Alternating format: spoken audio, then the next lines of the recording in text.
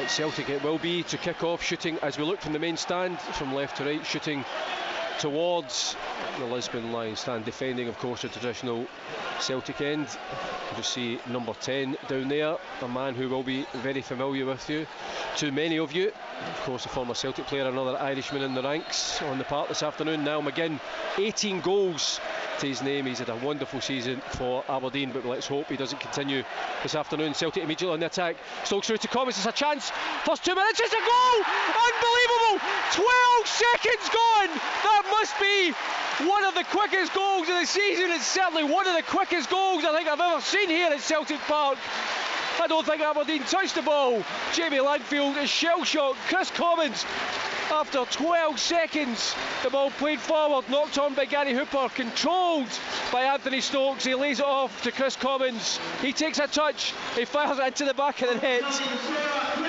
There'll still be Celtic fans trying to come into the ground. I have to say Kenny Mackay's missed the goal because he's still on his way down here, but Chris Commons with a remarkable start. I'm not even sure if Neil Lennon has come out from the tunnel. If he does, he's in for a surprise because his team have taken the quickest of leads. Aberdeen shell-shocked, and Celtic with a dream start. And Chris Commons, well, I don't like to, for the match programme, to claim any credit, but if you get a chance to have a look at the official matchday programme, the headline is Red Alert, and it actually says that Chris Commons, who has just put Celtic into that early lead, has made a habit of scoring against Aberdeen and would like to add to that tally this afternoon. Well, he's just done that, and Celtic with the earliest of leads. It's Celtic 1, Aberdeen 0. And Anthony Stokes, the provider of that goal, plays it back to Izagiri, inside to Charlie Mulgrew. Mulgrew moves forward down the left hand side, gives it to Stokes. Stokes cuts inside, tries to play the 1-2 with Ledley, but it's Aberdeen who pick the ball up with Hayes in the centre circle, knocks it to McGinn, back to Gavin Ray. He knocks it forward, but it's an easy one for Fraser Foster. All in black this afternoon gathers that one well. Neil Lennon on the edge of the touchline. Well, I'm sure he would have wanted a good start from his team. He couldn't have asked for any more. And Gary Hooper again wins the ball in there. It's Chris Commons, a chance to shoot. It's just wide of the left-hand post. It looked as if it got a deflection. It did. It's a corner kick. Jamie Langfield, I don't think, can quite believe what his defence and what his midfield, I was going to say are doing, but basically they're not doing anything. Gary Hooper with 2 great headers. Charlie Mulgrew gets a not so warm welcome from the Aberdeen fans. He gets a very warm welcome, as always, from the Celtic fans. And it's the first corner of the afternoon, the first chance of a set piece, and a chance for Celtic remarkably already to double their lead, and it's going to be Charlie Mulgrew to deliver this one. Every Aberdeen player back in the penalty area. Charlie Mulgrew steps forward, curls it into the 6-yard box. It's headed out, bounces only as far as Lustig, claims for a corner kick, and the referee, I'm not sure he's one of my favourites, to be honest, which I think that you could say that for everyone who wears the black, but a goal kick to Aberdeen. Kenny Mackay has eventually managed to join me, and Kenny, you missed the drama after only 12 seconds. Well, Paul, I was going to ask you what did I miss, but I heard it as I was coming along here, but I think it's one of the quickest goals that, you know, I unfortunately missed it, but I don't think I can be blamed. I just caught it on the replay there. What a great strike from Chris Commons, but I mean, if you're Aberdeen, I really don't like your prospects for the rest of the game. This could be a really good game for Celtic. Well, Aberdeen certainly will try and have to steady the ship, because so far they haven't had an answer for Gary Hooper in the air, or obviously Chris Commons just playing off the front 2. And Commons obviously fancies his chances this afternoon of more goals. He had that shot which Celtic won, the corner kick, and Jamie Langfield, standing on the edge of his 18-yard box, will be thinking, what on earth is going on here? Because it's going to be very difficult, as Kenny says, for Aberdeen. It's Gary Hooper to Commons, just cushions it to Charlie Mulgrew. He just knocked it out wide to the left, and Celtic again. There's 5 Celtic players in this attack.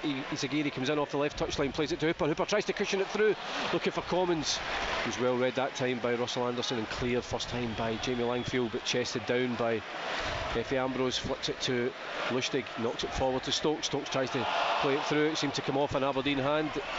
Claims in the main stand, the referee ignores it, and it's out for a throw in just in front of the Celtic dugout. Ryan Jack, it looked as if he had just handled the ball. Neil Lennon, hands in his pockets.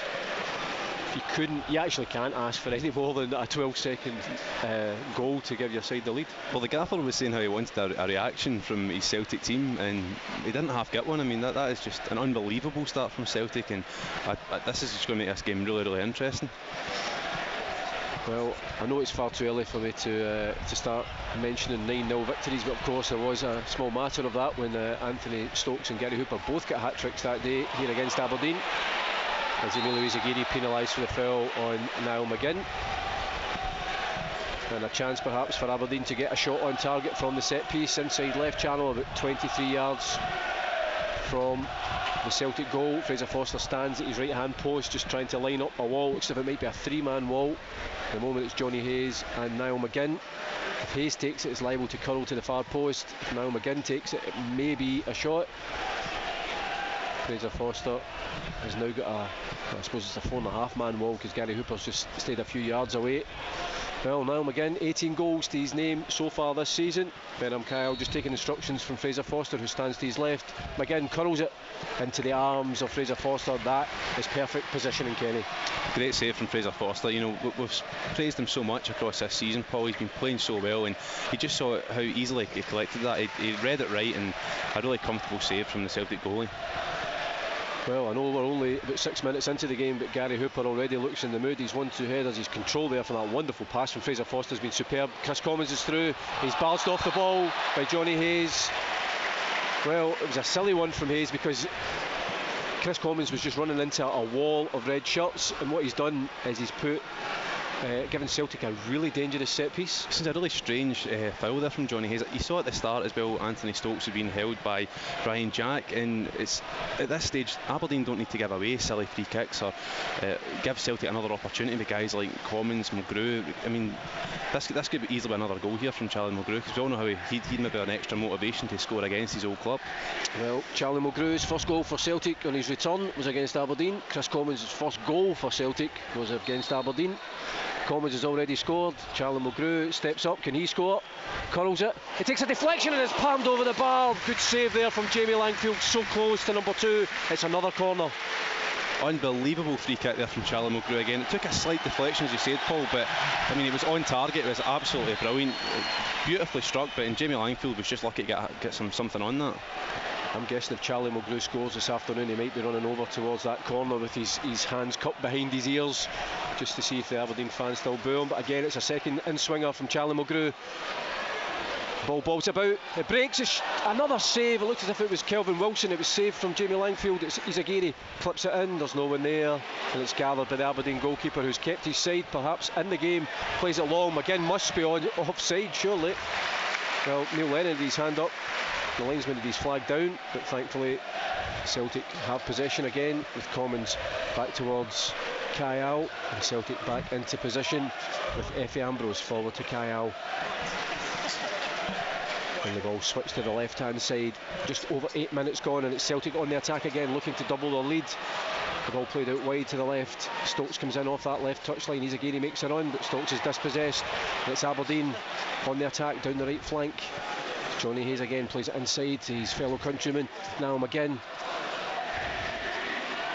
The ball knocked inside, and Aberdeen trying to keep possession. It's now back with Reynolds, the former Motherwell defender. Switches it out to Ryan Jack, the left back in front of the Celtic dugout. He's been closed down by Gary Hooper. He plays it inside to McGuinness. Back to Jack again. Checks onto his right foot. Good play there from the Aberdeen player. Back to Gavin Ray. Well, he's looking for some options. He just plays it short to Stephen Hughes. Forward again to Jack. Aberdeen trying to keep possession, but they're still considerable distance away from the Celtic goal. Eventually it's knocked long. Ambrose challenges, the ball breaks into the penalty area, and it's Kelvin Wilson that just gets in ahead of Vernon, and Effie Ambrose knocked it out of play for a throw in about 6 yards from the corner flag. So Aberdeen venturing forward. It's a left back again. Jack will take this one. Stephen Hughes, the veteran midfielder, although he's a relative youth compared to the veteran that is Gavin Ray, both former Rangers players as well. In the Aberdeen midfield, and Jack knocks it back. He's in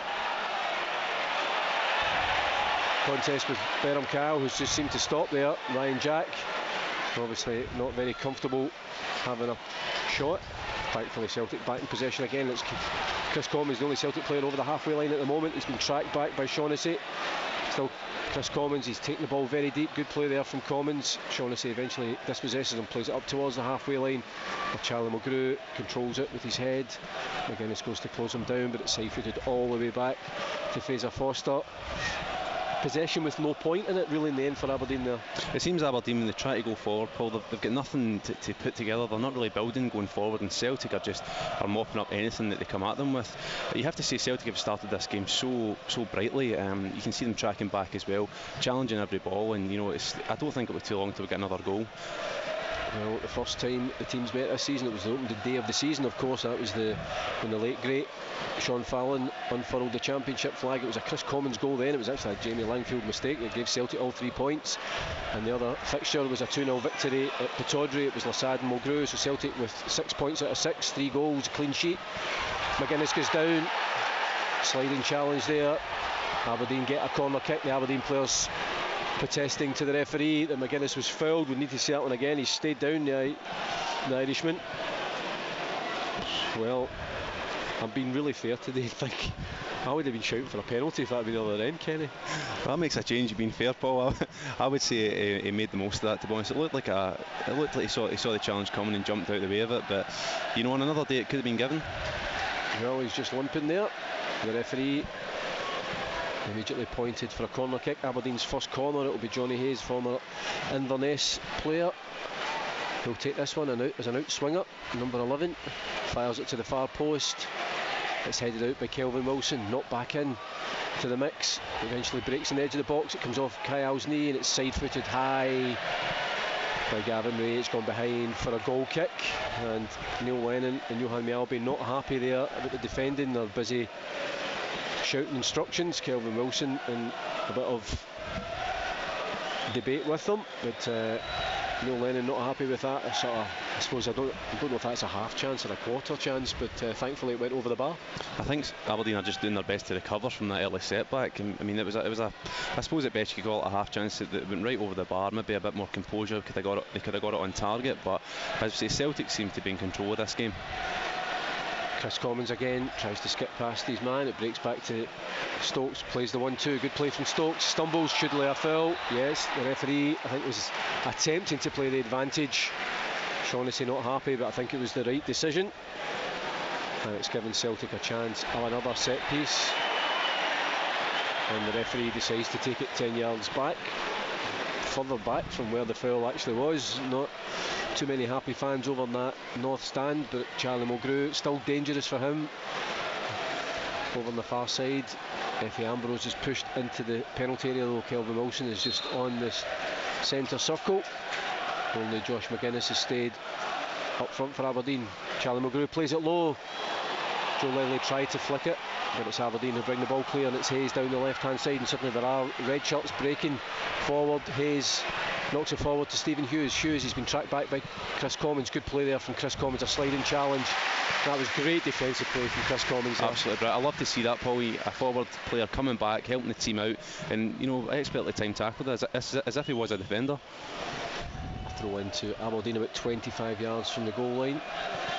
Ryan Jack just looking for some movement, plays it short to Hayes. He turns inside. Kyle challenges. Well, it looked a bit of a soft foul there. Aberdeen take it quickly out to Jack. Johnny Hayes makes the run, but Jack curls into the box. It's headed clear by Effie Ambrose, picked up by Gary Hooper. Tries to play it back to Lustig, but only succeeds in giving it away. Hayes skips past Benham Kyle, but he'll have to try and get it back onto his left foot, and it was that problem. The minute he was dispossessed, Chris Commons shrugs off the challenge of Hayes, gives it to Izagiri, and suddenly Celtic over the halfway line. Izagiri forward to Stokes. Stokes cuts inside again. Ledley's made the forward run. A challenge from Russell Anderson. The ball breaks back out to Izagiri. Flicks it forward. Joe Ledley stayed in a forward position, gives it to Stokes. Stokes dispossessed there, and it's Russell Anderson who brings the ball forward. He's going to get a nosebleed if he goes over the halfway line, so he decides just to pass it and stay in his own half. And it's Aberdeen with now McGinn in front of the Celtic dugout in the main stand here. McGinn races forward up against Lustig. Knocks it short to Jack, makes the forward run again. Jack just plays it inside to Stephen Hughes, shapes to shoot, instead plays it inside, and again it's Joe Ledley intercepts it. Berham Kyle knocks it long. Gary Hooper knew he was offside there, and he stopped his run, and Jamie Langfield stops the ball going out of play, and we've gone almost 15 minutes, and it's that goal after 12 seconds from Chris Commons which is so far the difference between the sides. It's 15 minutes, Paul, but it seems a lot longer because it's such a frantic game. That early goal has really set the pace for Celtic. We're chasing everything down, as I've said. We're really creating some spaces. I think Chris Commons has only taken his goal and moved on because he looks so up for the game today, and hopefully maybe you can see him add another couple of goals for his tally. Langfield's left-footed clearance. McGuinness chests it down, but Izagiri intercepts the ball ahead of Hayes, and it's Celtic again on the attack now with Charlie McGrew over the halfway line. He's got Stokes ahead of him. Stokes looking for the run, but instead the ball's laid out by Izagiri. He tried to knock it forward. Shaughnessy read that one well.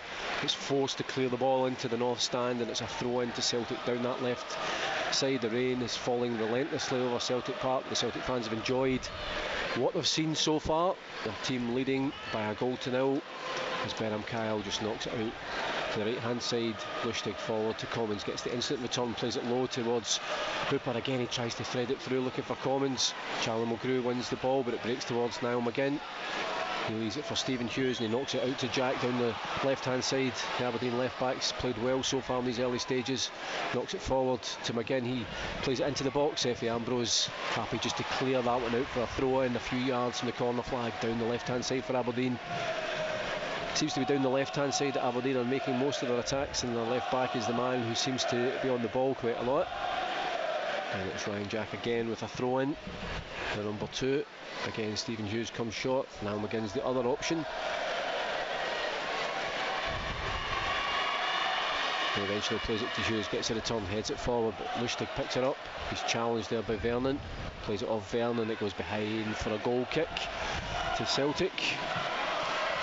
I suppose once the game settled down, Aberdeen probably, after the way Celtic started, they'll probably be quite happy that they've managed to stabilise things and they haven't lost another goal, partly due to the great saves of their goalkeeper.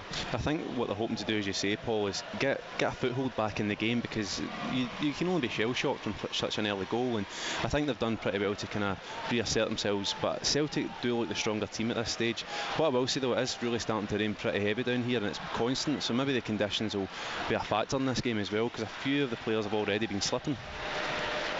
Celtic with another throw in down the left hand side. Izagiri 15 yards inside the Aberdeen half. Commons comes short, plays it back to the Honduran. He knocks it right footed in towards the edge of the Aberdeen penalty area, but it's cleared by Aberdeen. Reynolds, but Celtic regain possession in the centre circle with Lustig. Back to Izagiri, the left back. He's cut inside. He knocks it short to Charlie Mulgrew, rolls it across to Lustig, forward to Commons, dummies it, plays the 1-2 with Gary Hooper. Stokes back to Hooper, it just goes behind Hooper, but Hooper still gets his body in front of his man, back heels it, but Reynolds read that one well, tried to play it forward to McGinn, but only succeeds in clearing it.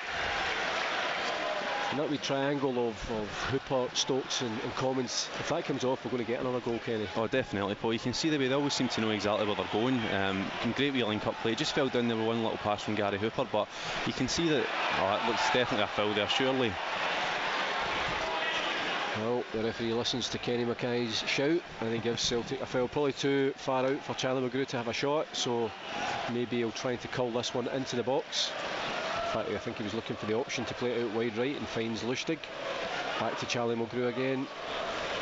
Knocks it across to Izagiri. He's immediately closed down, but Izagiri just lets the ball do the work there. There's 2 Aberdeen players around him, Shaughnessy and Hayes, but knocks it inside towards Stokes. Across to Kyle, 30 yards from goal, plays it short to Commons, out to Lustig, first time into the box looking for Kyle, but it was headed clear by Reynolds. Read that one well because Kyle was right behind him. My goodness, Aberdeen almost got themselves into trouble there. Gary Hooper intercepted the pass, but just was played too hard to him. It was just shows that Gary Hooper's he's very awake for this game, as you say, Paul. He looks certainly up for it, and it's just unlucky there that his touch was a bit too heavy, because that could have been another opportunity. The ball's headed back and Chris Commons is onside. He wasn't onside.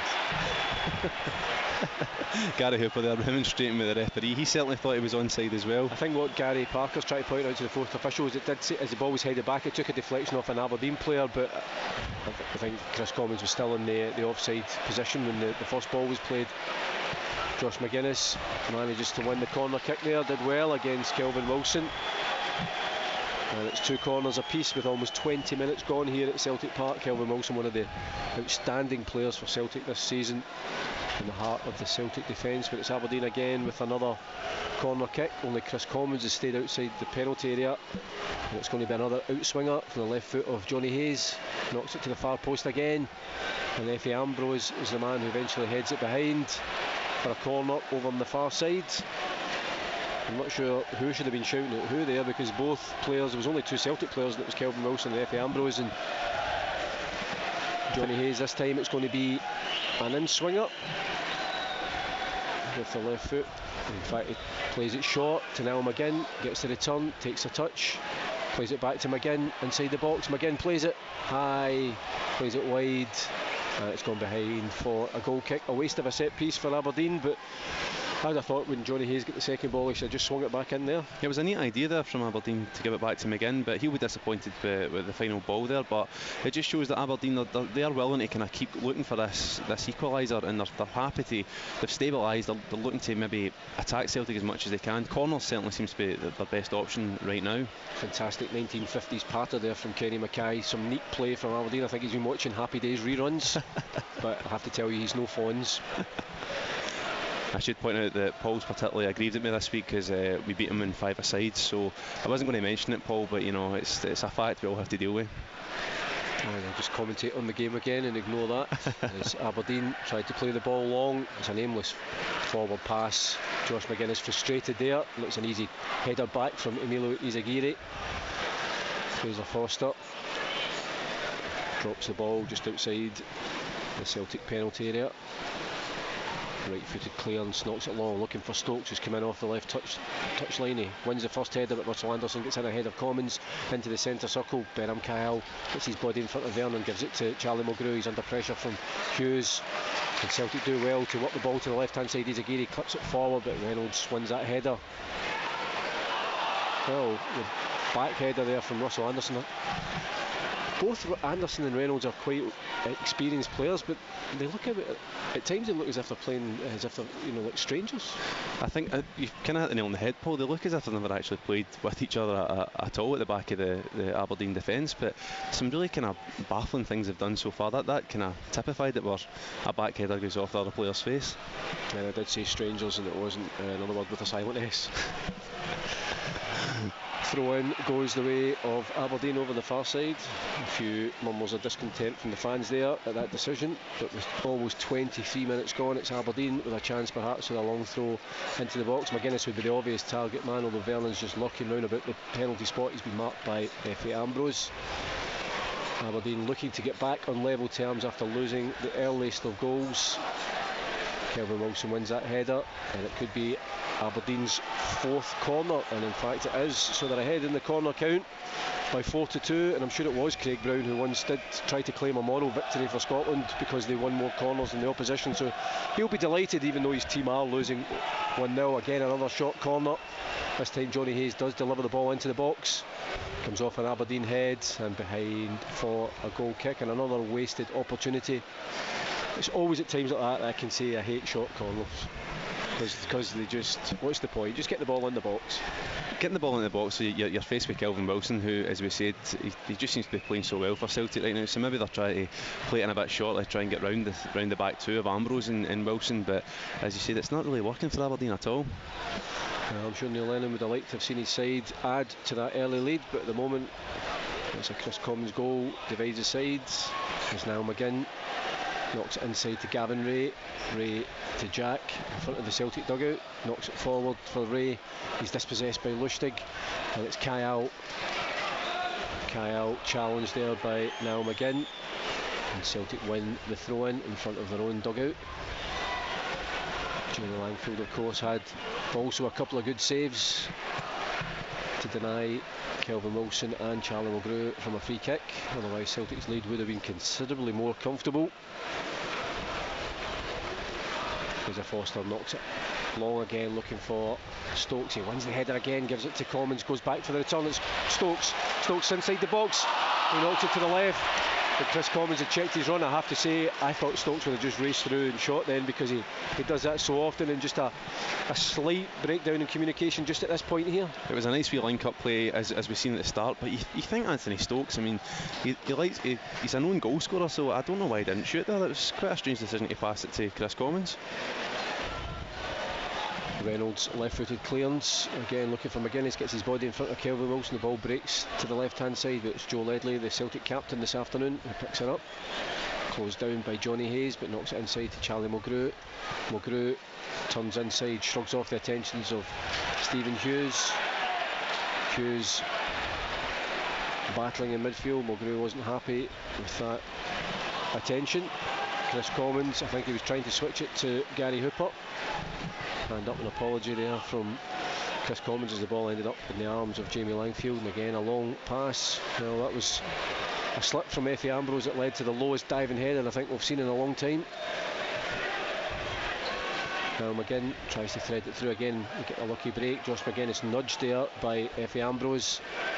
Referee ways play on because Aberdeen were still in possession, but now they've lost possession, and it's Emilio Izagiri again, the Celtic left back, inside to Charlie Mulgrew. He's under pressure from Scott Vernon.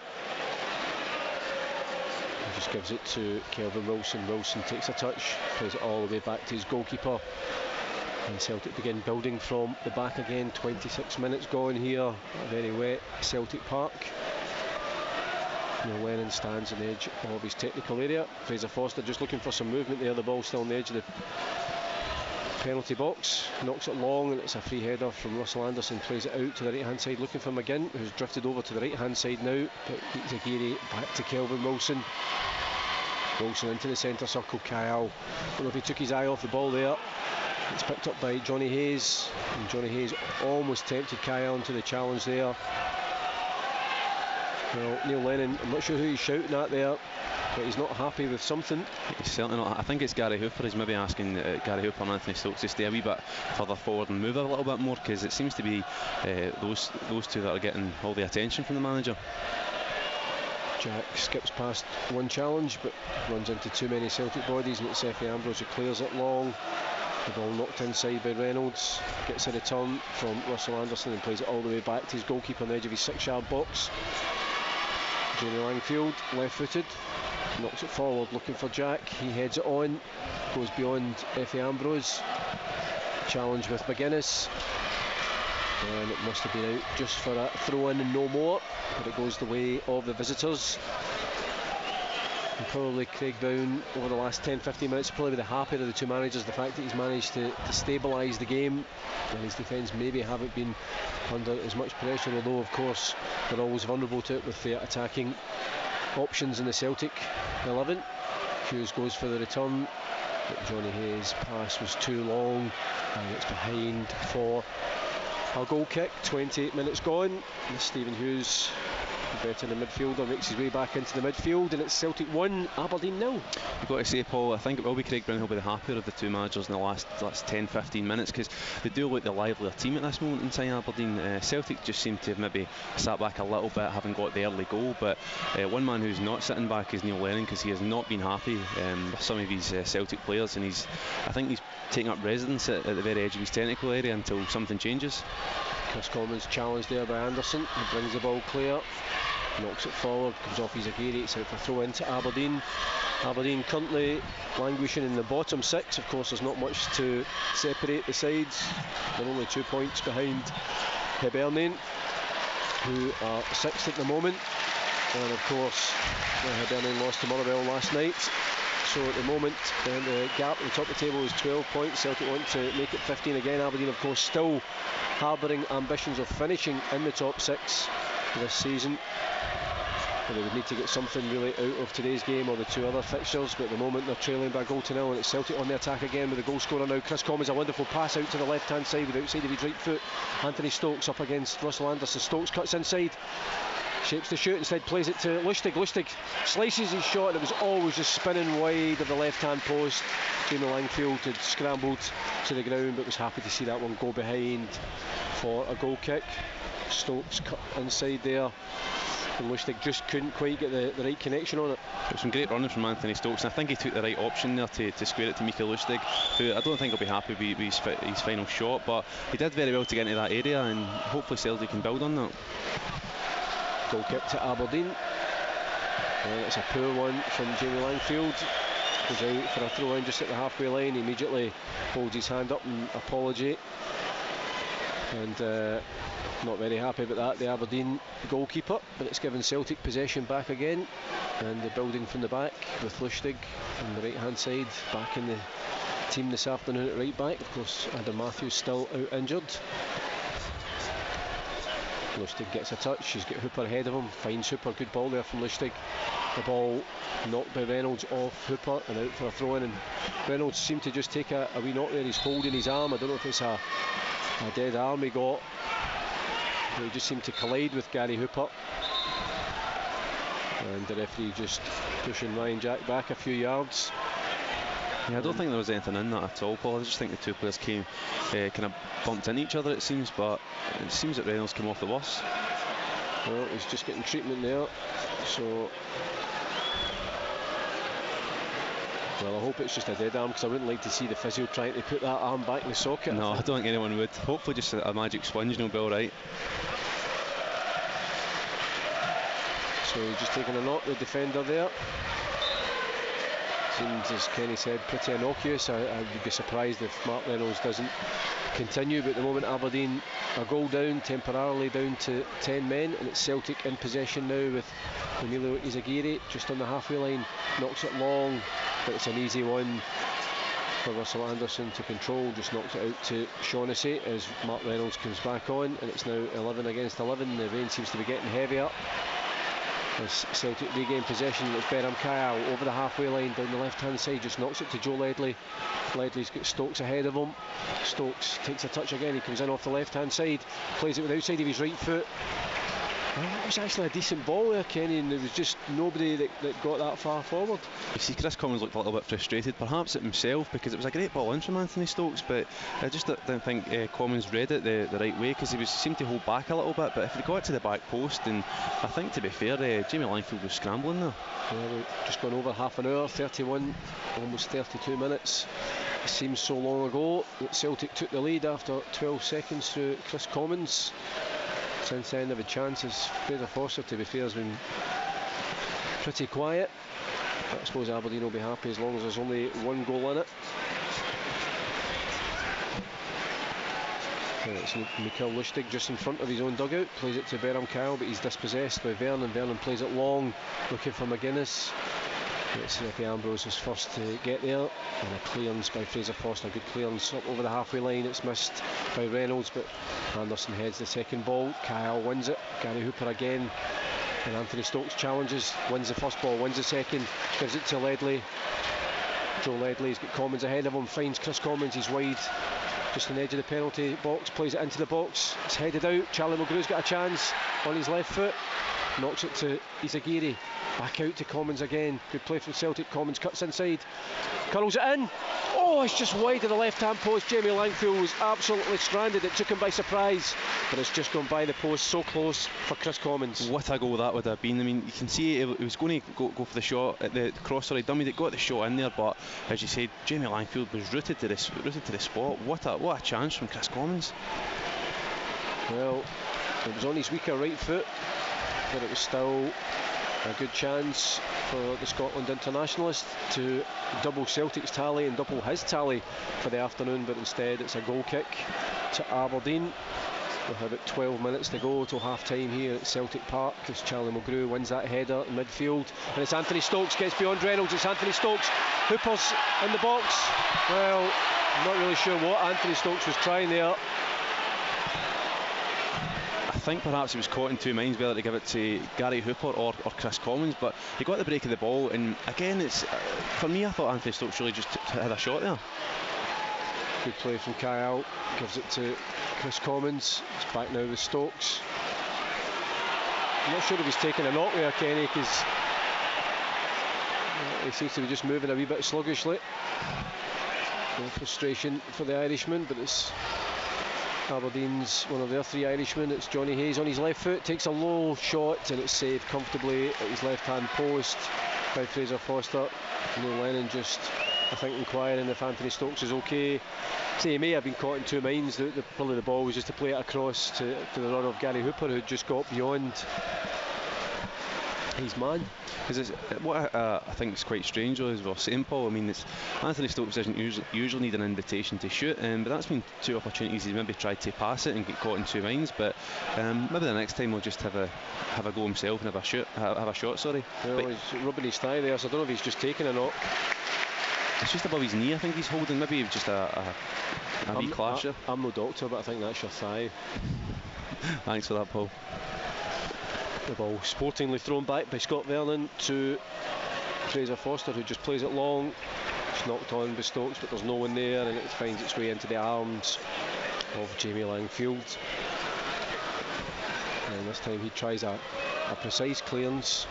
Shaughnessy came in off the right touchline, he won the header.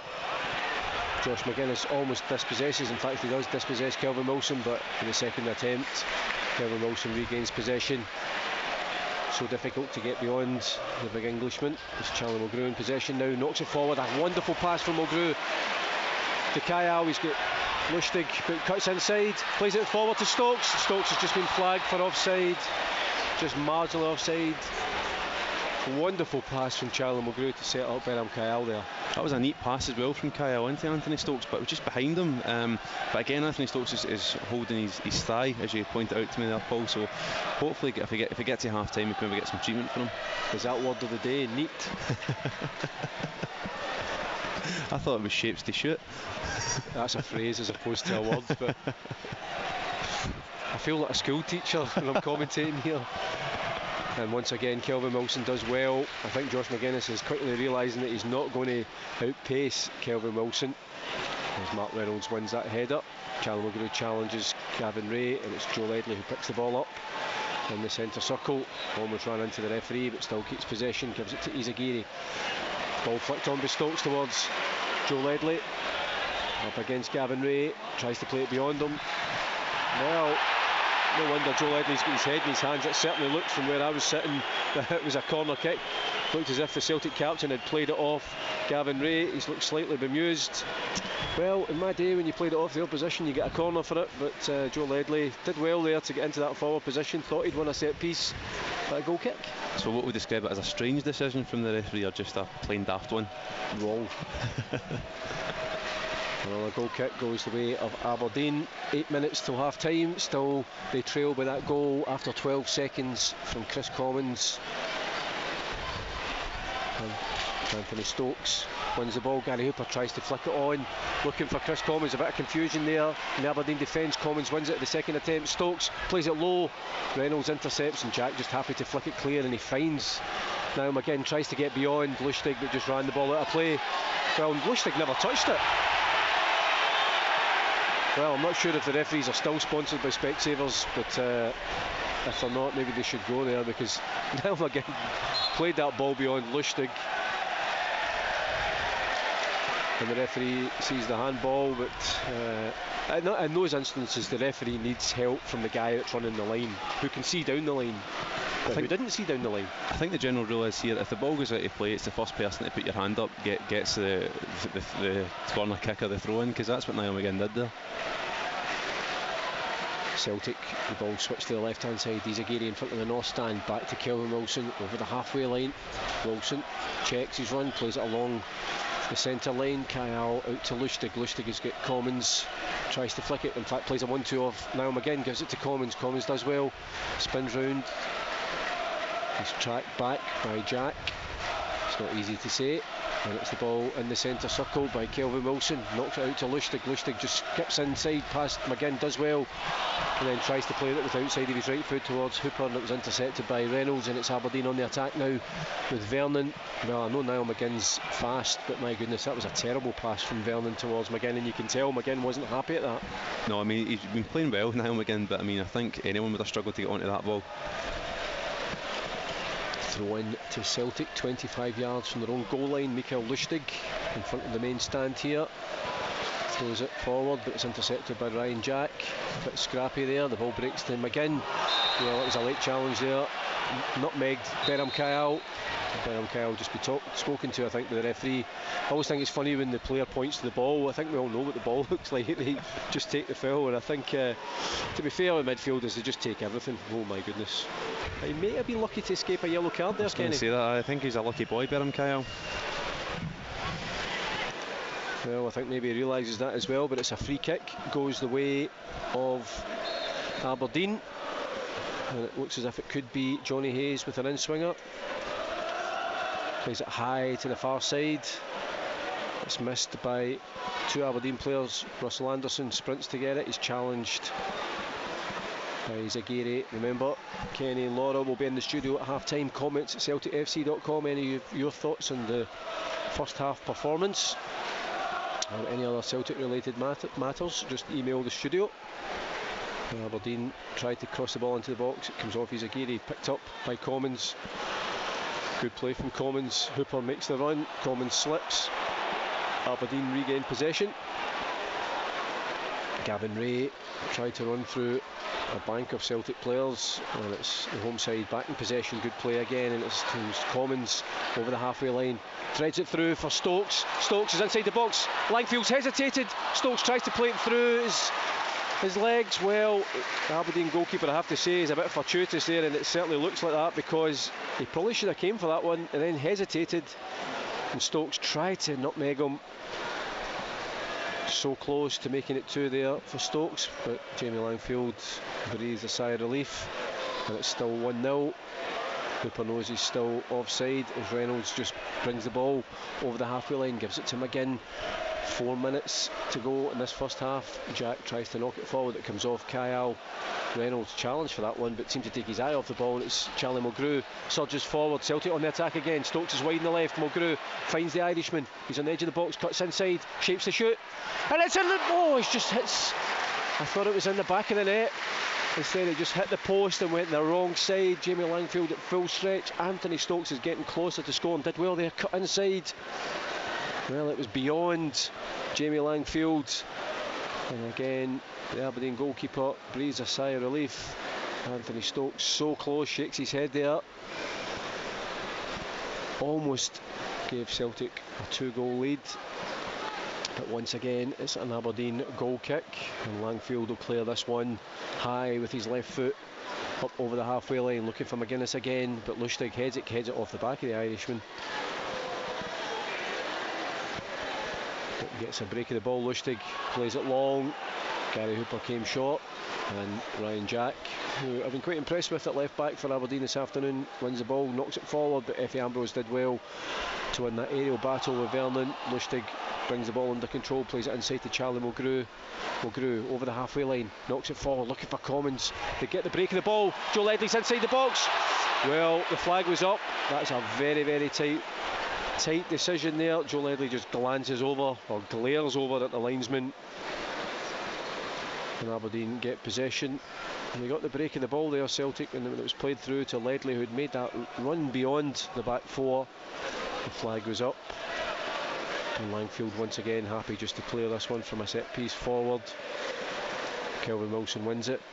Stephen Hughes plays a crazy high ball looking for Niall McGinn. He was never going to win a challenge there with Lustig. This time it's Gavin Ray brings the ball down, and it's Aberdeen down the left hand side. Ryan Jack plays it out to McGinn, who's come back over to the left hand side. He's on his right foot, plays it to Jack, back to McGinn again. McGinn on his right foot, curls it into the box. Kelvin Wilson heads it clear. McGinn flicks it straight back in. McGuinness manages to chest it down, holds off the challenge of Ambrose, plays it back to Ryan Jack, gets onto his right foot, curls it into the 6-yard box, and it seemed to come off the head of Scott Vernon there. Applause for the ball from the Aberdeen striker, but probably thinks he should have done better. Managed to get above Effie Ambrose and Scott Vernon. Yeah, well, it was a great ball into the box, and he probably thinks he should have equalised almost in the stroke of half time for the visitors. He's got 5 goals this season, the big Englishman. Probably should have made it 6, but thankfully he didn't, and it's still Celtic who lead by a goal to 0 as the ball's knocked back into the danger area. Kelvin Wilson brought down. Josh McGuinness plays it back to Vernon, and this time Vernon does score. Well, Kelvin Wilson complains to the referee that he was fouled by Josh McGuinness. The referee waved play on. McGuinness had the presence of mind to pass it back to Vernon. He'd squandered a chance 20 seconds beforehand. Well, you've seen those fouls given so often, but Scott Vernon wasn't waiting to see if the decision went. He just put the ball in the back of the net. Celtic scored after 12 seconds, and with about 60 seconds to go till half time, it's Aberdeen back on level terms, and the Celtic players not happy with that decision by the referee not to penalise Josh McGuinness. Joe Ledley still talking to the referee, and we'll see whether the fourth official holds a board up for any added time. There may be a minute's added time as Charlie Mulgrew picks the ball up, takes a shot. Oh, it's just wide of Jamie Langfield's left hand post, maybe hitting the shot and trying to use the wet ground for pace there.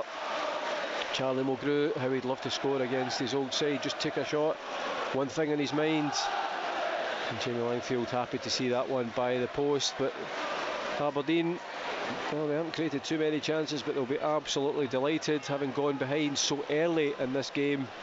They've managed to pull themselves level just before half time, and I think perhaps when Jamie Langfield plays this ball high into the air, the referee will blow his whistle and point to the tunnel, and in fact that's what he does do. And a game which started so spectacularly well for Celtic ended so disappointingly in the first half, with Scott Vernon, as you see there, cancelling out Chris Commons' opener. 12 seconds had gone, not an Aberdeen player had touched the ball before Chris Commons had buried it into the back of the net beyond Jamie Langfield. It was just a matter then of thinking how many will Celtic score, and certainly Jamie Langfield had 2 or 3 great saves to deny Celtic, but Aberdeen have stayed in it, and right on the stroke of half time, Josh McGuinness managed to get beyond Kelvin Wilson. There's some debate there, could have been, perhaps should have been a foul against Aberdeen, but Josh McGuinness was waved on. He cut it back for Scott Vernon, who just put it beyond Fraser Foster to give Aberdeen an equaliser at Celtic Park. Here it's Celtic 1, Aberdeen 1. Just as you rejoin us, Celtic do come back out onto the field, led by captain for the day, Joe Ledley. Doesn't look as if there's any changes as far as I can see at half time for either side. One apiece after a 45 minutes where Celtic certainly had the bulk of possession, the better chances, but the only stat that matters really is the scoreline. Chris Commons' early goal cancelled out by Scott Vernon just before half time. We'll run through the teams. Jamie Langfield in goals for Aberdeen, Ryan Jack, Russell Anderson, Gavin Ray, Scott Vernon, Niall McGinn, Johnny Hayes, Stephen Hughes, Josh McGuinness, Mark Reynolds and Joe Shaughnessy. Stephen McLean, the referee, gets ready to get the second half underway. Aberdeen will kick off, shooting from left to right. Celtic will be driving towards the Jockstein stand at the Celtic end. Can they get the dream start to the second half that they got to the first? They're already in possession from Aberdeen's kick-off. Charlie Mulgrew plays it down the line, looking for Anthony Stokes. Poor control there from Reynolds. He's looked pretty shaky this afternoon, the former Motherwell defender, and he's given away a throw-in in a dangerous area about 10 yards from the corner flag down the left-hand side. Emilio Izagiri in front of the main stand here at Celtic Park, but Celtic lose possession, and it's Johnny Hayes, and it goes beyond Beram Kayal. Well, I thought Kayal was lucky to escape a booking in the first half. He's lucky to escape a booking in the second half. Well, if that had been an Aberdeen player, I'd have been calling for a yellow card, because there was no attempt to play the ball as well. I think Beram Kayal is one challenge away from getting the book. He's just going to need to watch himself, because we need the players in the midfield as the ball's played long. Efe Ambrose wins that header, and it's picked up by Celtic, and it's Kayal, drives over the halfway line. It's been tracked back by Gavin Ray, spins past Ray, good play, gives it to Gary Hooper on the edge of the box. Hooper plays it off Reynolds, and out for a throw-in on the far side. Celtic on the attack, Lustig throws it into Mulgrew, back to the Swedish defender. He has to play it all the way back to Ambrose in the central defence this afternoon. He rolls it across to Izagiri. Izagiri moves forward, plays it through to Stokes. Stokes on the edge of the box, back to Commons. Commons out to Izagiri, a sliding challenge there by Johnny Hayes. The ball breaks off the Aberdeen player and it's out for a throw in to Celtic on the front foot.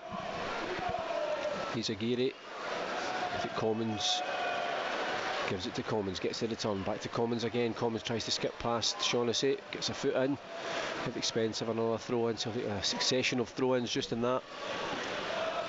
Left hand corner, deep in Aberdeen territory, and once again it's Commons who comes short, gives it to Izagiri, goes to the corner flag, swings it into the box, takes a deflection, it goes behind, and it's the first corner of the second half, and it goes the way of the home side.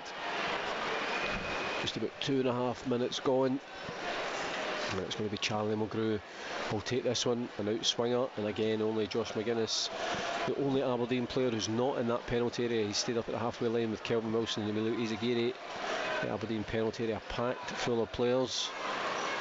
As Charlie Mulgrew, right hand raised, steps forward, curls it to the far post, looking for the header. It's flicked off the line. Well, I'm not sure who was penalised there. Lustig, perhaps. It's a powerful header. I think it may have come off Gary Hooper on the line. Lustig, it seems to be. I don't know if he's been penalised for climbing. And Hooper's flick on was also blocked on the line. Well, I think maybe slightly fortuitous there for Lustig for that foul on Scott Vernon. Lustig just looks as if he was asking for clarification from the referee there. Regardless of that, it was a free kick to Aberdeen.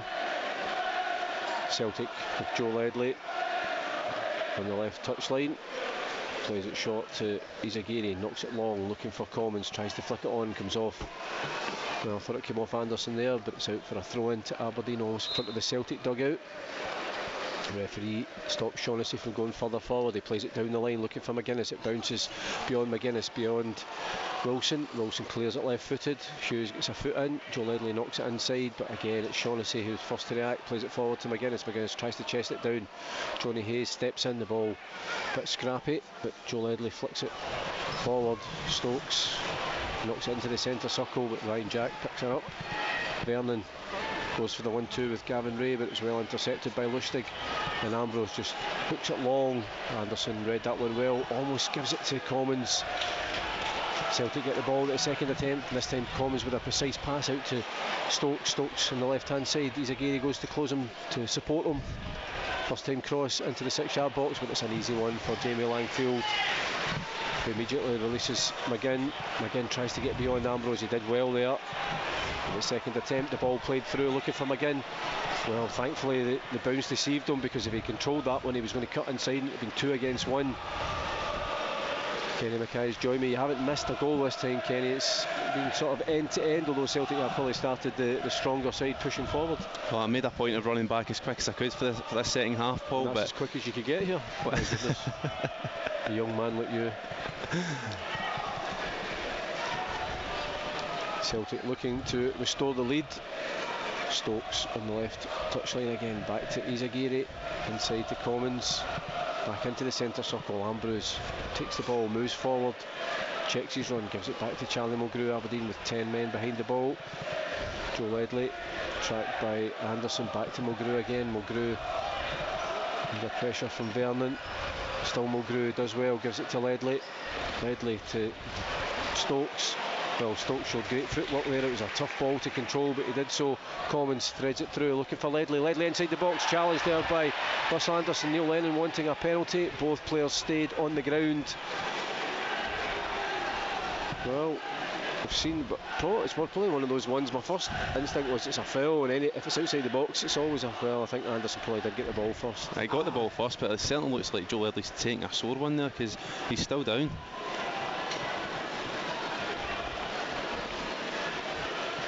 Well, I think he'll manage to get back on his feet without treatment. Joe Ledley gets a hand up from the Aberdeen goalkeeper.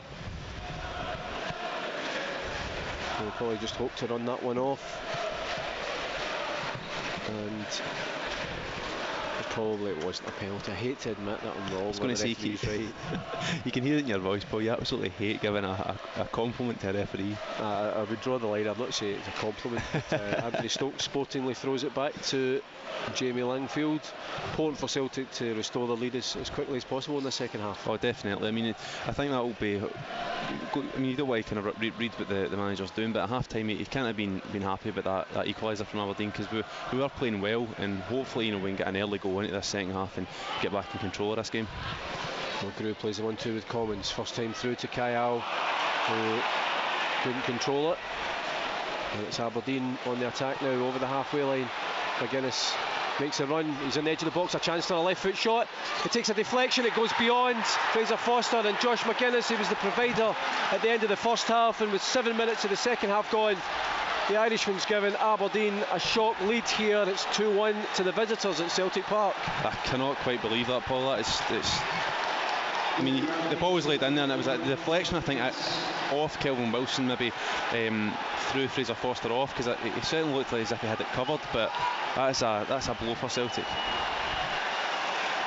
Well, Aberdeen, they went behind with one of the quickest goals you'll ever see at Celtic Park, and probably they could not have predicted, with just over 7 minutes in the second half gone, that they'd now be leading by 2-1, and certainly not what the manager would have demanded at the start of the second half.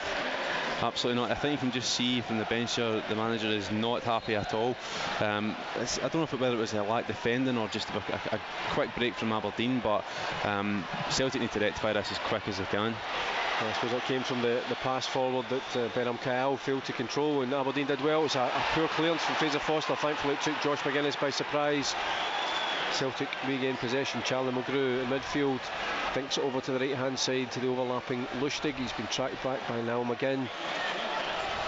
Suddenly Aberdeen have a lead to defend. It's Chris Commons in the centre of midfield. He's 4 red shirts round him, gives it to Ledley. Mulgrew in the centre of midfield. Now with Kyle, controls this one.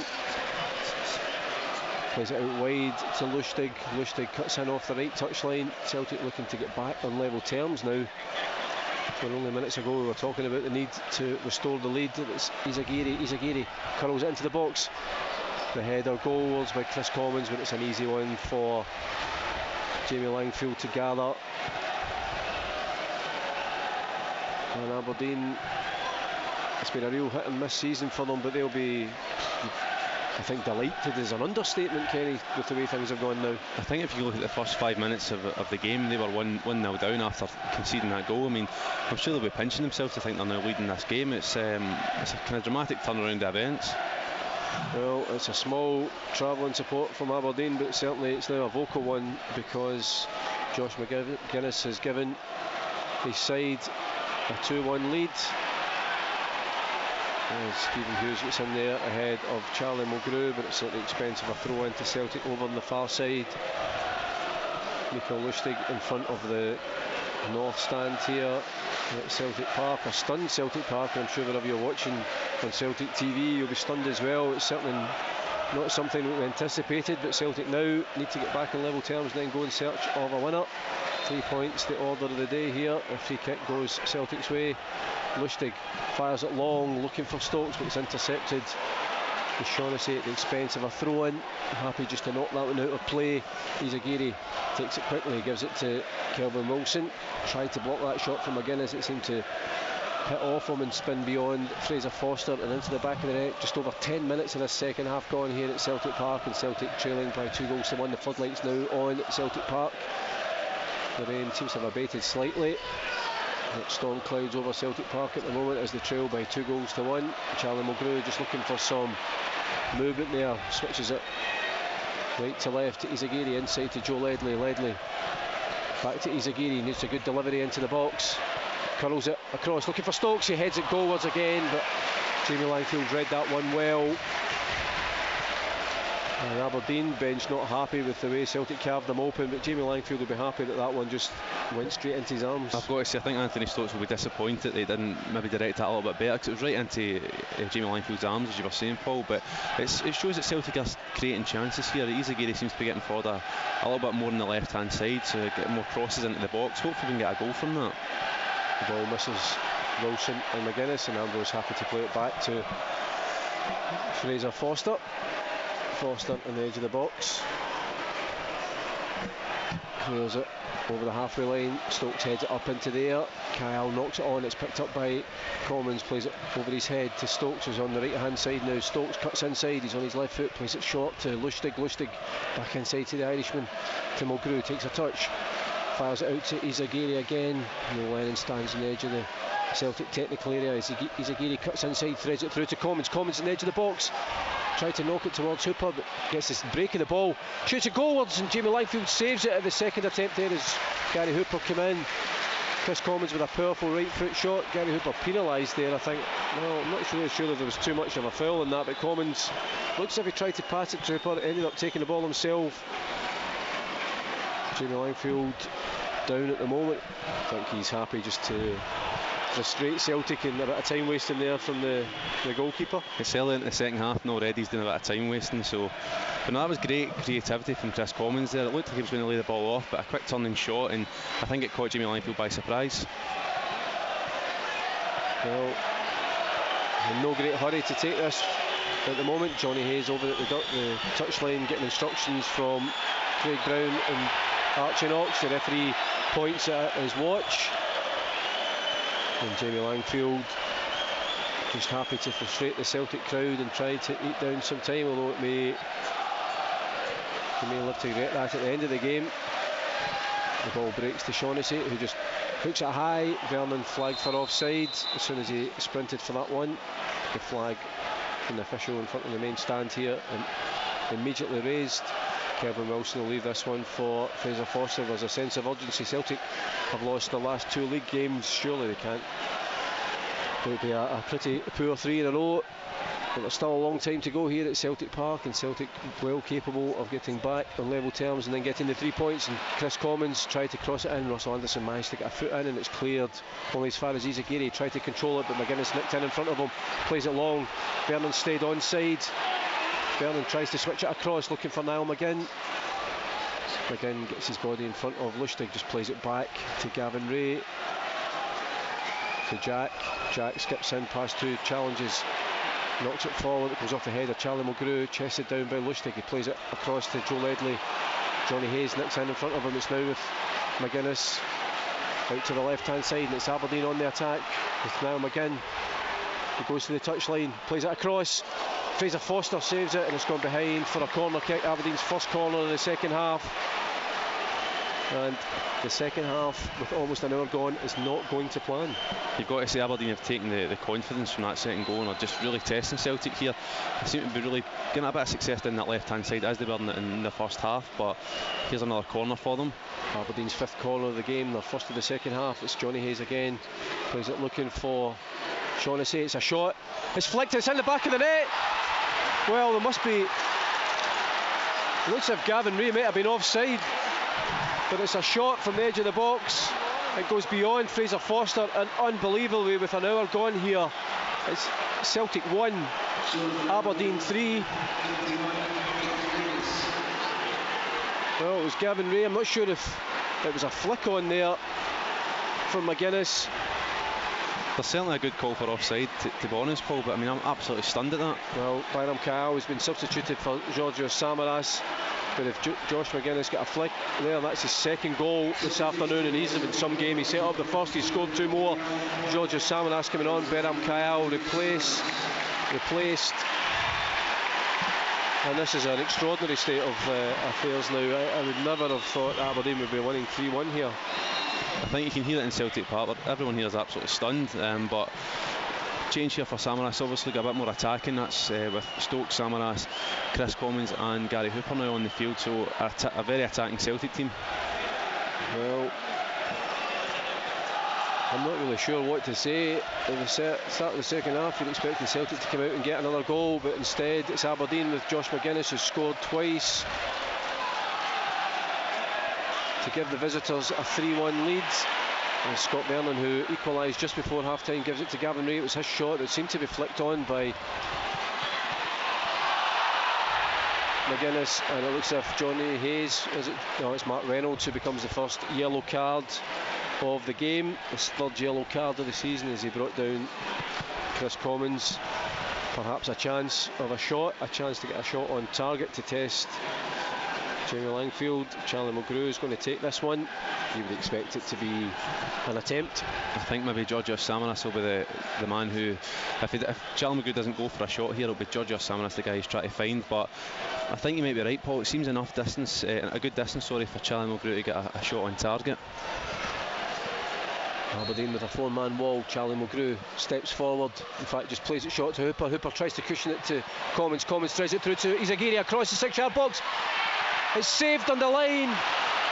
Well, unbelievable. I'm not sure if it was an Aberdeen player that tried to almost deflect it into his own goal. Jamie Langfield has the ball in his arms. A sigh of relief there for the Aberdeen goalkeeper. It was a well-worked free kick and so close, but Aberdeen still with that 2-goal lead. I don't know how that didn't go in there, to be honest, Paul, because it seemed it was right on the line. I think it might have been an Aberdeen player who kicked it goalwards, but I really don't know how it wasn't a goal.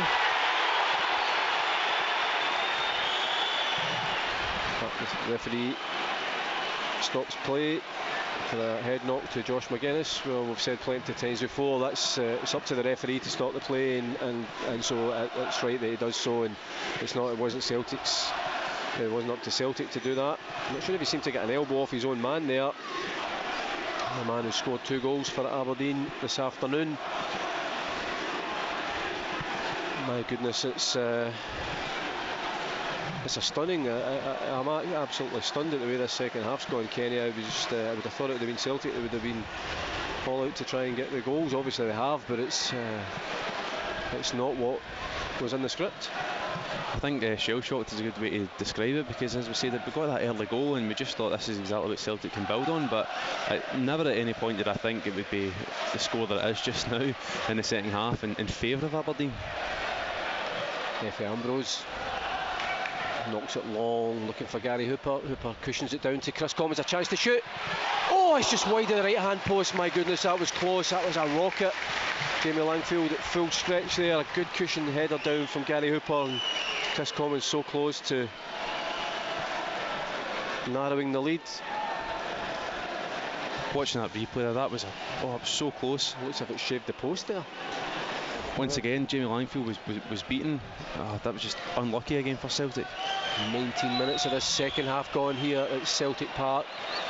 Remarkably, it is Celtic 1, Aberdeen 3. And Anthony Stokes flagged for offside there. The forward header from Charlie Mulgrew, and the Irishman flagged for offside, and Aberdeen happy just to regain possession.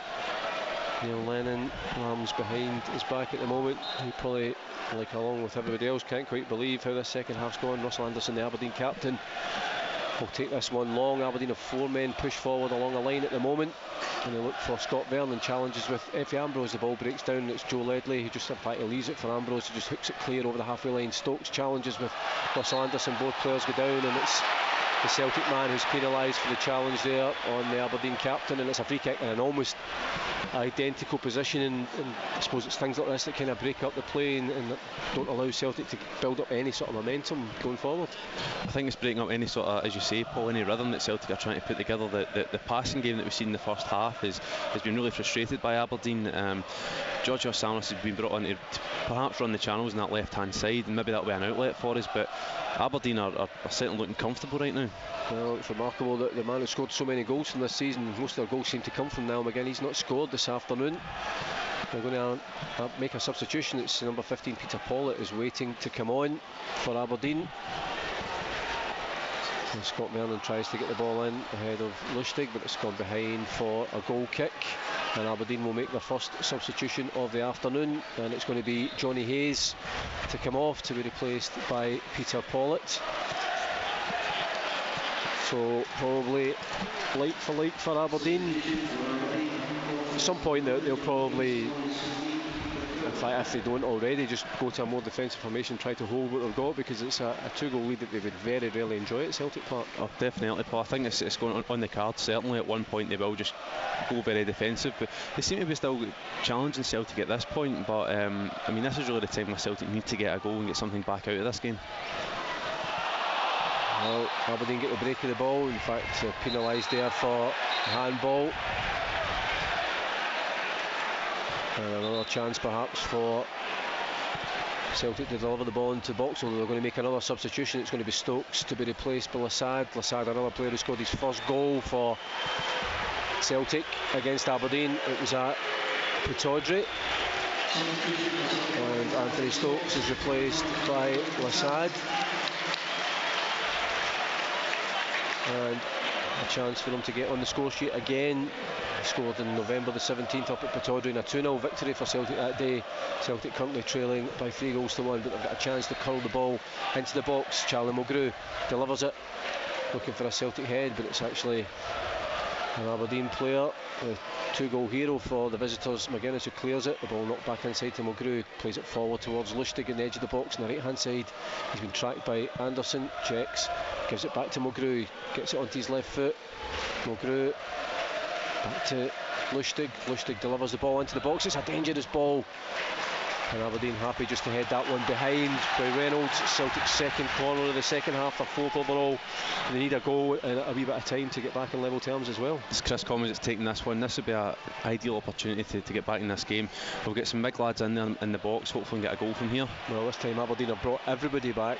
They haven't sacrificed McGuinness to stay up front. They're certainly trying to defend this 2-goal lead. It's a packed penalty area. Commons with the in-swinger, looking for a Celtic head. The ball breaks. It's Ambrose, swipes at it. Charlie Mulgrew, right-footed. It's in the back of the net. Takes a deflection up over Jamie Langfield. 23 minutes of the second half gone. It's now Celtic 2, Aberdeen 3, and it's Charlie Mulgrew against his old side. There's a good ball in the box from Chris Commons. A bit of a smash with Effie Ambrose trying to get his shot away, and it fell to Charlie Mulgrew. Got a little bit of luck with that deflection, but it's a goal and it's what we need right now. Well, 68 minutes gone here at Celtic Park. The Celtic fans on their feet trying to roll the team on. They need another goal to get an equaliser. It's a 5-goal thriller at the moment. We hope it doesn't finish that way. And Aberdeen, it's a long time to try and hold the leads. The ball knocked long. McGuinness is offside. He's one goal away from a hat-trick. He knows he should have stayed onside there. And Celtic will leave this one for Fraser Foster to clear. Charlie Mulgrew with that right-footed shot. It took a deflection off an Aberdeen player, spun up over Jamie Langfield and into the back of the net. Georgia Samaras challenges Shaughnessy. Hughes gets in ahead of Hooper, knocks it long. Fraser Foster races to the edge of his penalty area. He's got time just to gather this one. If Ambrose comes short, but Fraser Foster will just play it long again. Celtic trying to push forward. Shaughnessy wins that one in the air, gives it to McGuinness. McGuinness tries to knock it inside towards Vernon, but it breaks back to Ambrose. Has to play it back to his goalkeeper, who will just move forward to the edge of the D. And again, Aberdeen, you can just see the way they're retreating now. Just over 20 minutes to go here at Celtic Park. They're still leading by 3-2. Samaras heads it on, looking for Lassad. Aberdeen player stays down. Georgia Samaras. Still Samaras cuts inside. Reynolds is back on his feet now. Georgia Samaras holds off the challenge, gives it to Ambrose. Side foots it out wide to Lustig. Lustig forward to Commons. Commons can go onto his left foot, checks his run, tries to get beyond Ryan Jack, gives it to Lustig, flicks it back to Commons. Commons is challenged there, and it must be a foul on the edge of the penalty area. Celtic are going to score again, Kenny. Well, here, I mean, you know I'm not allowed to predict things, Paul, but I've got to say this is the liveliest we've seen ourselves in the second half. Chris Commons very creative down that right hand side there, and this is perfect range for Charlie Mulgrew. Well, Gavin Ray was penalised there for the foul on Chris Commons. Can Charlie Mulgrew score his second of the afternoon? Listen to the Celtic fans trying to roll the team on. The referee will march the wall back the requisite 10 yards. Jamie Langfield stands in the left hand post, just lining his wall up. Charlie Mulgrew just lines up the ball, takes a step back. Can the former Aberdeen player put Celtic level at 3 apiece? Mulgrew steps up, curls it, it's punched out by Langfield, it's volleyed by Lustig, it's blocked. In fact, it was Lassad. My goodness, that was unorthodox by Langfield. I thought he had time to catch that one. Izagiri slips as he curls it in, and it's hooked clear by Gavin Ray, who seemed to take a knock when he fouled Chris Commons. It's Aberdeen in possession at the moment with Ryan Jack. Jack forward to Hughes. Aberdeen still in their own half. The ball knocked long, looking for the run of McGinn, but it was well read by Effie Ambrose. Fraser Foster from the edge of the 6-yard box. It's headed on by Mulgrew, and it's Celtic. Lustig switches it across to Kelvin Wilson. Wilson moves forward. He's got Izagiri beside him, gives it to the Honduran. Izagiri forward to Kelvin Wilson now. Wilson the centre half, but you can see the urgency. Gives it to Lassad. Lassad tries to skip past two challenges. He's dispossessed. It's Peter Pollitt, the Aberdeen sub. Flips it inside to Russell Anderson. Gives it to McGuinness. McGuinness steps inside. Wilson gives it to Vernon. Aberdeen still dangerous on the break. Still Vernon cuts it across. He's got McGinn wide in the left. Plays it with the outside of his right foot. Gives it to now McGinn. McGinn in the edge of the box up against Lustig. Takes a shot. It goes high. It goes wide, thankfully, and behind for a goal kick. This is very, very, very tense. It's very tense, Paul, but it's also, you can see the urgency in the Celtic team. Lassad there epitomised it, tried to take on a couple of guys. He was unlucky that time, but as we've said, Georgios Samaras seems to be the outlet for Celtic right now, because Fraser Foster's picking him out as he's moving the ball out here, but there's a real urgency for Celtic to get another goal here and level this tie. Samaras challenges with Shaughnessy, wins the header, gives it to Lassad, but a sliding challenge from Anderson at the expense of a throw-in. 25 yards from the Aberdeen goal line. Izagiri forward, plays it quickly to Lassad, controls it with his thigh, gives it to Samaras, and off the left touchline, still Samaras, plays it to Lassad. Good play there from Georgios Samaras. Lassad rolls it across to Commons. Commons, in the edge of the box, gives it to Joe Ledley. Ledley out wide to Lustig. Lustig on his left foot, plays it across the far side. It's a good header up into the air. Ledley's the first to react, and eventually it's hooked clear over the halfway line. It's Vernon in a chase by Kelvin Wilson. Takes a first touch, slides in as he plays it across to Effie Ambrose. Good defensive play there from Kelvin Wilson.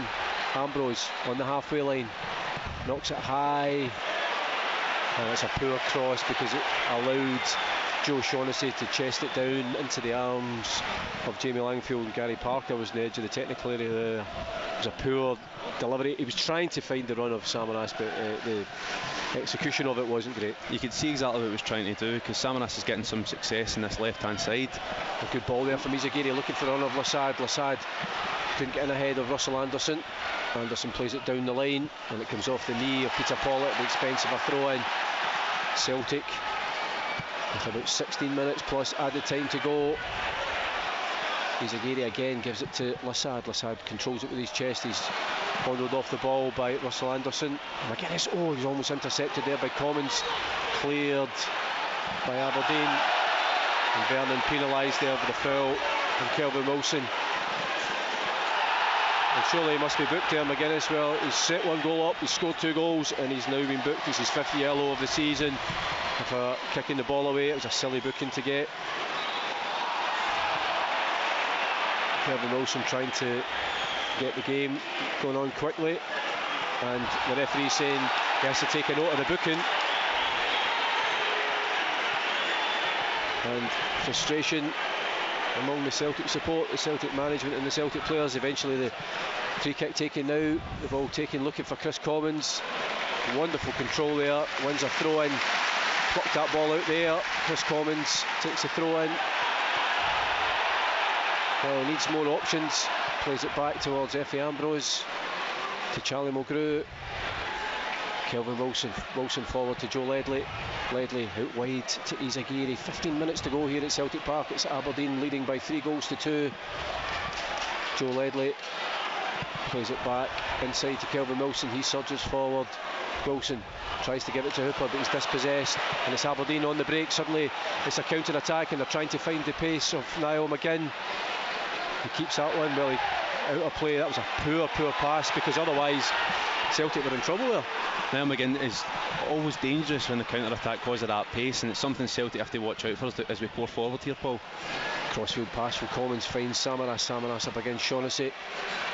Still Samaras clips it forward, looking for the run of Izagiri. Stephen Hughes read that one well.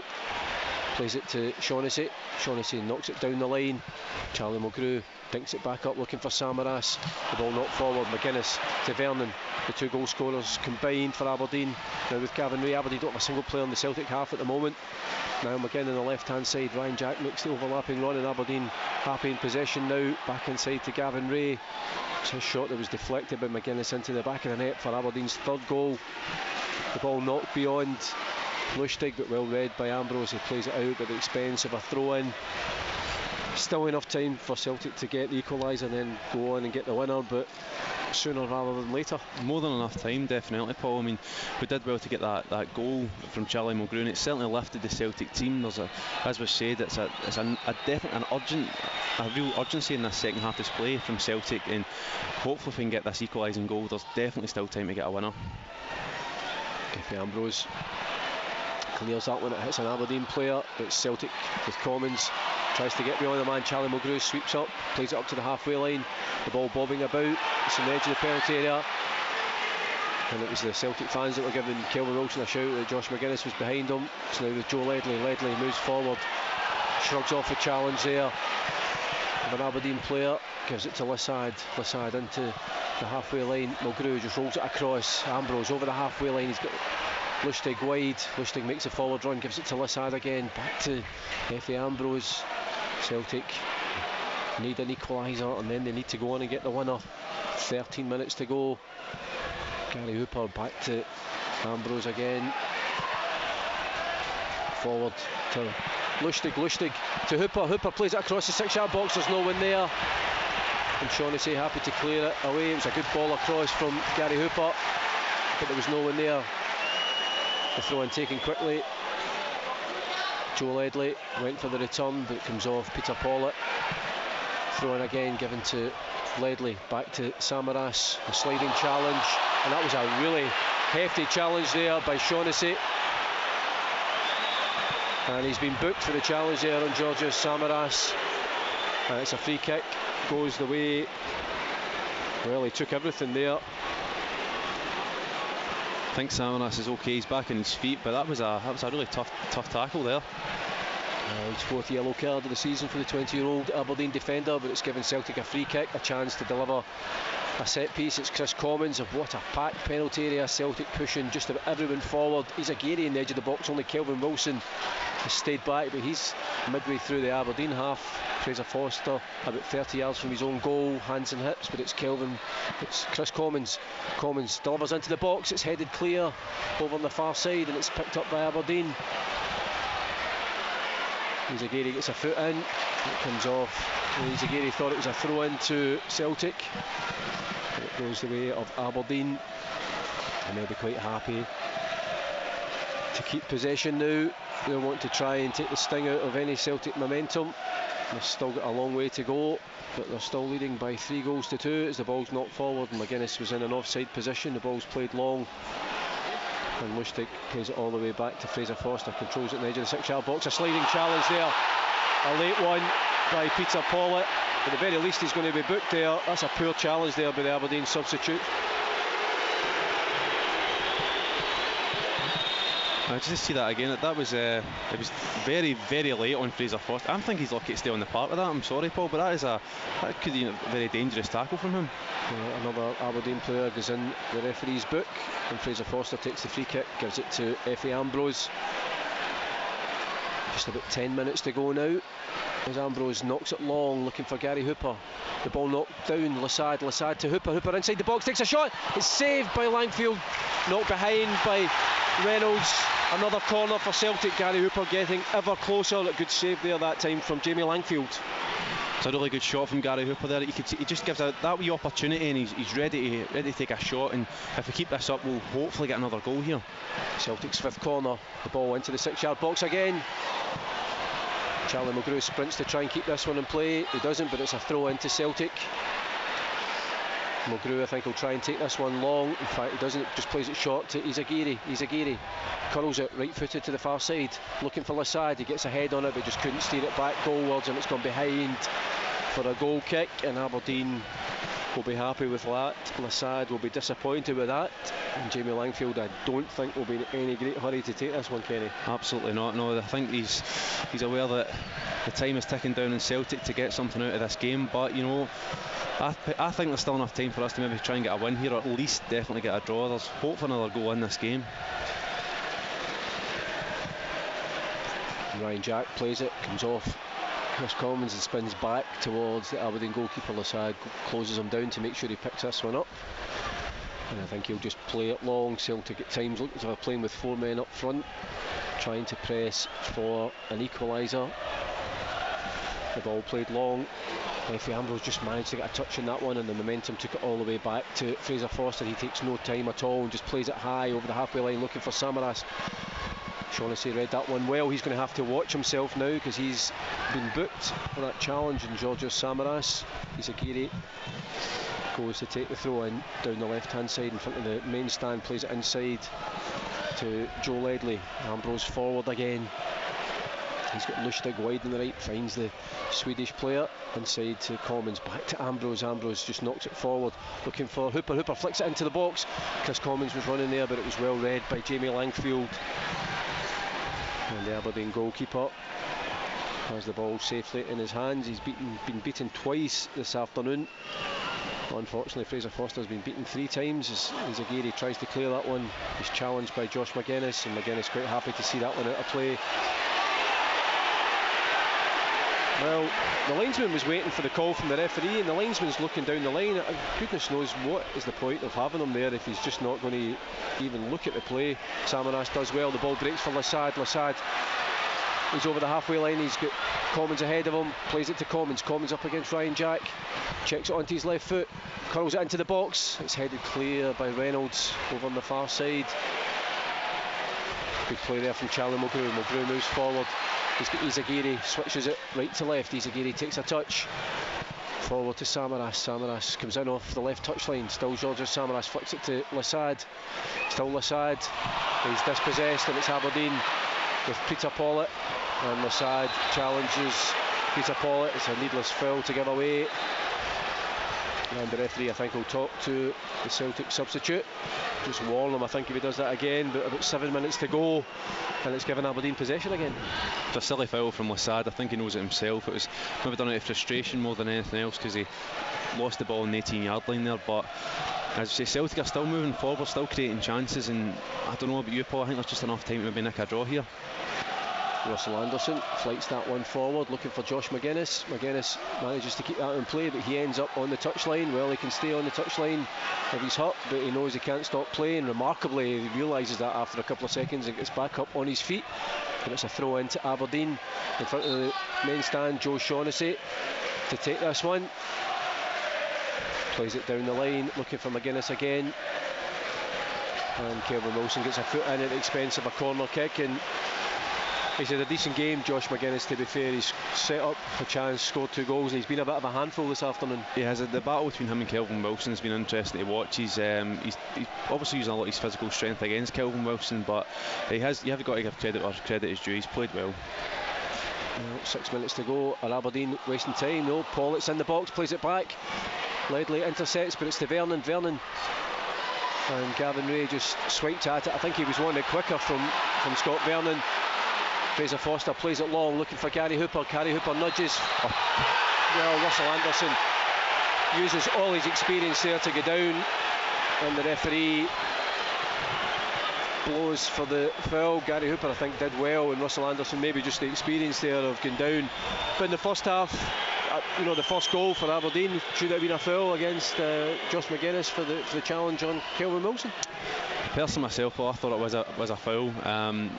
Kelvin Wilson was maybe caught in possession a wee bit, but I think McGuinness has maybe used a bit too much of rough tactics to get the ball off him, so it certainly was a foul in my book. But Russell Anderson there, I think the polite way of saying is that he played for that one. Well, McGuinness, the left-footed shot, he was going for his hat-trick, but it was blocked. 5 minutes to go plus added time. It's still Celtic 2, Aberdeen 3. Izagiri knocks it across, looking for Ambrose. Ambrose surges beyond Scott Vernon. Vernon tries to impede his forward movement. Charlie Mulgrew finds Samaras. Samaras again comes in off the left touchline. Been tracked back by Shaughnessy. Still Samaras in the box. Still Samaras. A sliding challenge, and it goes behind for a corner kick. Wonderful run there from Georgios Samaras. He wins a corner kick. Absolutely brilliant from Georgios Samaras. Commitment and strength came through so many Aberdeen players there, but it was a final tackle. I think it was from Stephen Hughes just to knock the ball out of his stride before he can get a shot away. Celtic's fourth corner of the second half. It's Chris Commons again in the 6-yard box. It's headed down. It's headed off the line. It's a goal. Celtic have scored an equaliser. It looked as if it was Gary Hooper. It was a header from Efe Ambrose, and Gary Hooper pounced. He's got the ball in his hands. It's back in the centre circle. Celtic with 4 minutes to go. They can still get the winner, Kenny. Come on, Celtic. That was absolutely amazing. Ball into the box, putting lots of pressure, using their aerial ability. It was Ambrose got the first header, and Hooper was quickest to react, but he just showed what this means for Celtic here. Get the ball back in the centre spot. Let's get this goal and make it a win. Well, that's what you want your centre forward. A corner kick right on the goal line. Gary Hooper's there. He pounces. The ball ends up in the roof of the net. Efe Ambrose actually looks as if he was ready to hug the referee at one point, or just collided with him. But Celtic have a chance. 3.5 minutes plus added time. Can they get what would be a remarkable winner here? They were 3-1 down. It's now 3 apiece. They're in possession. They've got the momentum. It's Efe Ambrose. He was so close to getting the equaliser. He plays the ball forward to Lustig. It's the overlap and run, a chance. It needs a good delivery. The ball's blocked. It's another corner kick. And Celtic, can they get the winner? Would you listen to that noise, Paul? Everyone is on their feet in Celtic Park, wishing this ball into the net. It's Chris Commons to take the corner. Well, Celtic scored from the last corner. 2.5 minutes to go. Can they get a fourth goal? Commons steps forward, curls into the 6-yard box. It's headed clear. Samaras sprints. He's Izagiri just on the edge of the box. Gives it to Izagiri. Needs a touch. Needs a good delivery. Checks his run. Curls it to the far post, looking for the run. It's headed back into the arms of Jamie Langfield there. Chatlam O'Grew looking at the back post. So close. Jamie Langfield breathes a sigh of relief. Well, this has been a quite remarkable game, a remarkable second half. There's been 6 goals. Can Celtic get the 7th? The ball played long. Vernon tries to close down Kelvin Wilson, but the ball ends up in the arms of Fraser Foster, who's just going to hit it long. Looking for Georgios Samaras, comes in off the touchline, comes off the top of Shaughnessy's head. It's Joe Ledley who's the first to react. Can he deliver this one into the box? Plays it low. It's not clear over on the far side. Now McGinn. Neil Lennon not happy with that delivery. The ball played forward. Izagiri slides in there. Well, Vernon gets back up. The ball played forward, looking for Lassad. It's headed clear. Gary Hooper, the man who scored the equaliser, happy to shepherd this one out. And Celtic with their 6th corner of the second half, their 8th corner overall. Who's going to take it? It's not going to be the ball boy. It's going to be Charlie Mulgrew. It's going to be an outswinger. Is this the moment, Kenny? Well, I'm hoping as much as you, Paul, but another good delivery in from Charlie Mulgrew. And Aberdeen just seem to be flatting at the moment, trying to get the ball clear from their box. But we've loaded the penalty and it's absolutely packed, and here we go. Well, here we go. Can Celtic make it 4-3? Mulgrew knocks it to the far side. It's headed out on the far side. It's Georgios Samaras will sprint. Is it Kelvin Wilson? Gives it to Wilson. Wilson's got time just to take a touch. He needs a good delivery. Plays it out wide to Lustig. Lustig in the edge of the box. Takes it. Hits it off an Aberdeen player. Ryan Jack just knocks it out of play for a throw in. Celtic inside the last minute of normal time. Lustig challenged. Another throw in. Goes the way of Celtic. The 4th official has his board. How many added minutes is it going to be? Aberdeen look as if they're going to make another substitution. Robert Milsom waits to come on, the number 8, and it's going to be a long throw in into the box. Commons with the throw in. It's knocked into, goes behind, comes off an Aberdeen head. It's another corner. Celtic with their 9th corner, and I make that the 45 minutes. The 4th official, it's got to be at least 3 minutes because there's been substitutions, there's been time wasting. It's going to be 4 added minutes. Commons delivers this one into the box again. It's headed clear over on the far side. Now McGinn gets that ahead of Chris Commons. He couldn't keep it in play, and there's a chance. Again, Celtic still in possession. Robert Milsom, the number 8, waits to come on. Aberdeen just trying to kill a wee bit of momentum here, and they're going to take off Stephen Hughes. Well, does that not just add an extra 30 seconds on?